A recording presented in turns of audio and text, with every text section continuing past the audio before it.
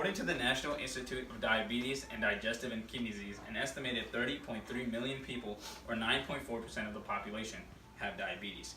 My name is Sufian, and my purpose here today is to inform my audience about what diabetes is, the causes and symptoms of diabetes, and the risk factors for type 2 diabetes, and the testing and treatment available for 21st century diabetics. What is diabetes? Diabetes is a disease that affects the blood glucose level in the patient's body. The blood glucose is affected through the pancreas and its ability to produce the hormone known as insulin. Insulin's main function is to regulate the glucose that enters the body through food and binds it to the cells to be used by the body for energy. When determining what type of diabetes a patient has, type 1 or type 2, the doctor must examine the patient's pancreas. If the patient is diagnosed as a type 1 diabetic, then the pancreas does not produce any insulin, and because the cells in the body attack and destroy the insulin completely. This can cause the patient to having a weakened immune system known as immunocompromised. The common age group for type 1 diabetes is children and young adults. For them to lead a normal life, they must take insulin every day. When diagnosing a patient with type 2 diabetes, there are two paths that the pancreas can take. The first being very similar to type 1 diabetes, in which the pancreas does not produce any insulin, and the second being where the pancreas does produce insulin, but the body does not utilize it, causing the pancreas to create excess amounts of insulin. The common age group for type 2 diabetes is middle-aged and older people. Next, we're going to be talking about some of the symptoms and causes of diabetes. Some of the common symptoms are polyuria, which is an excessive amount of urination. Next, we have polydipsia, which is an excessive amount of thirst. And last, we have polyphagia, which is an excessive amount of eating, an excessive amount of appetite. And the symptoms for type 1 diabetes are usually shown much faster, while type 2 diabetes take more time to develop and really get shown or produce any effect in the body. Some of the causes for type 1 diabetes are family, genes, and environmental factors like the viruses and the flu. But also, in type 2 diabetes has family genes. And some racial/ethnic groups have a bigger factor of getting diabetes. And these groups are, according to the National Institute of Diabetes and Digestive and Kidney Disease, these groups are African Americans, American Indians, Asian Americans, and Hispanic/Latinos. Some of the other causes for diabetes are genetic mutations like cystic fibrosis and hemochromatosis, and also some of our daily medications that some people might take. First, we're going to be talking about cystic fibrosis.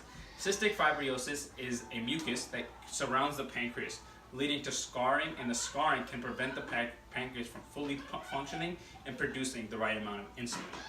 Next, we have hemochromatosis. Which is when the body creates an excessive amount of iron. This can lead to the body having a deficiency in insulin. Some of the medications that can also cause diabetes are anti-seizure drugs, psychiatric drugs, HIV drugs, and statins for the purpose to reduce bad cholesterol. These statins can also sometimes enhance the chances of getting diabetes. Now that we talk about the symptoms and causes, next are the risk factors for type 2 diabetes. One of the beginning risk factors is the person age 45 or older? Does this family have a history of diabetes? Is he or she physically active? Does he or she have bad cholesterol? All of these taken into account can lead to the person having a higher chance of having diabetes. But there's always tests and preventions for it.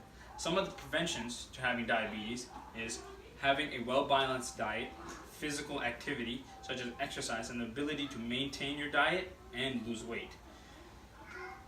And some of the testing available for diabetes is also, number 1, the plasma glucose test. This is the test where the patient has to fast for 8 hours to get a proper amount of reading of how much glucose and insulin is produced in the body.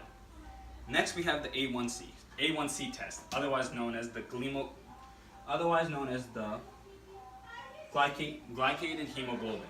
This test This test takes your average glucose of the last 3 months of the patient's body and sorts it all out to give you your average amount of glucose that your body is producing.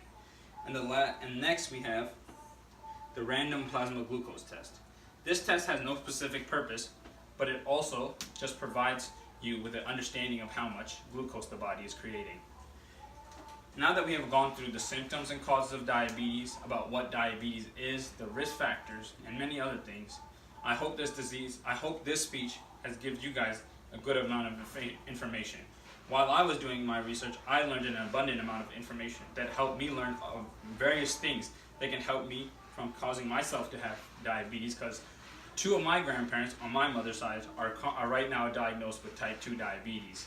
And this information is not only going to help me from preventing it for myself, but also for all my other family members. And I hope that this did something for you guys as well. Thank you.